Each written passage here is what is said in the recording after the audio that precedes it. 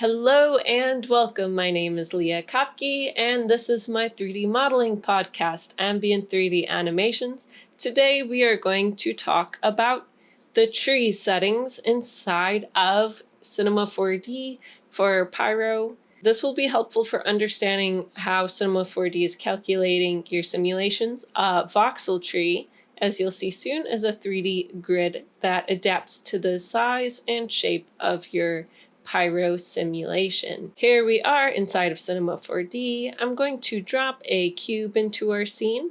I'm going to right click on this cube, go down to simulation tags, and click on the Pyro emitter. Once I start pressing play, you'll see we have a fire.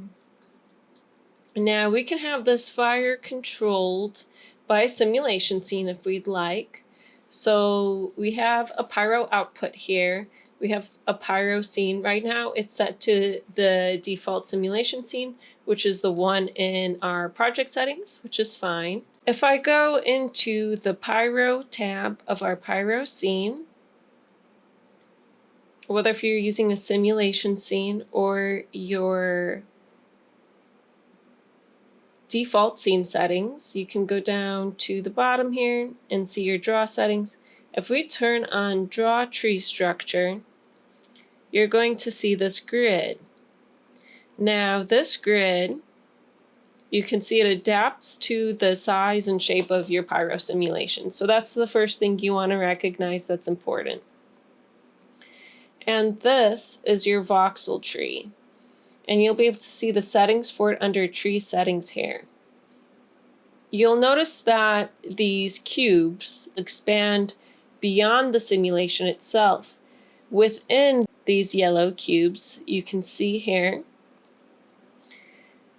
they are a space in which the temperature, the fuel, the density, the pressure, the flow changes of the simulation, everything is happening within these and they're being calculated. So each one of these yellow cubes that look like a grid are actually being subdivided into voxels. And the voxels are what you see within your simulation as the fire and the density. It's what you're seeing being calculated. Voxels are like 3D pixels. They're like little tiny cubes making up the form of the simulation. You can adjust the size of these voxels within the voxel size. They're either being subdivided into 16 or 32. So when you think of a cube, 16 would be 16 in the X, 16 in the Y, and 16 in the Z, are creating the volume, the volume holding those voxels. So it's a little bit of math. And then 32 would be 32 by 32 by 32 to make up that cube. We talked about how voxels are a lot like cubes, and they make up the shape of the simulation. So you can choose whether if you are using a 16 count for your voxels or a 32 count for your voxels. Now there are pros and cons to both of these. Most of the time 16 is fine. And 16 will calculate a lot more quickly than 32. 32 will give you a fine detail when it comes to your fire simulation, which can be really nice depending on what you need. But if you have 32, then it will also slow down your computer quite a bit. So it depends a little bit on what your hardware is, what your project deadline is, what you want to use here. When I had created the fire simulation for this wood burning stove, I really wanted that fine detail, so I chose 32, but you don't need to do that. I also would like to take a moment to talk about this padding mode.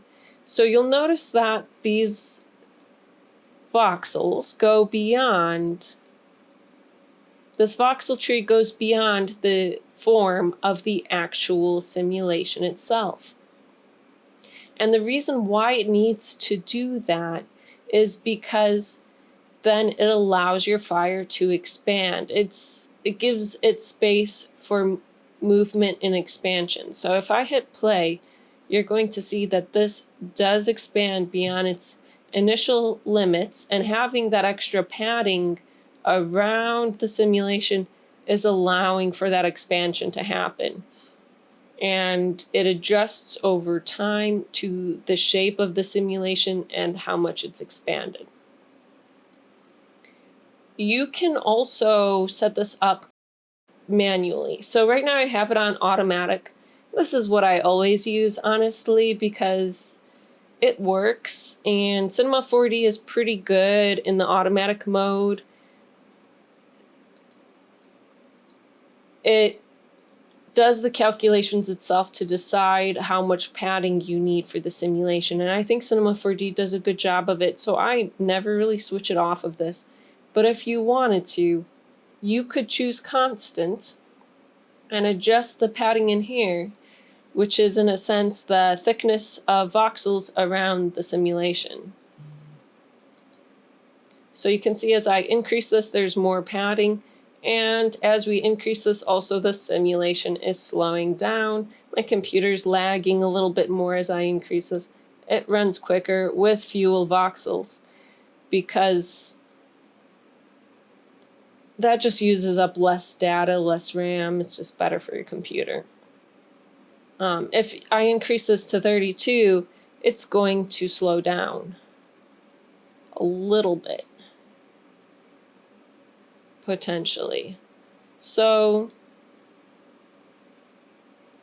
it's good to understand how these affect your computer so that you can find what works best for your situation. Sometimes if I'm doing a complex animation that I want to have a lot of detail in Pyro, I'll crank the settings up and then I'll just hit cache and walk away and eat some lunch. And then I'll come back and I'll be done and I can continue working.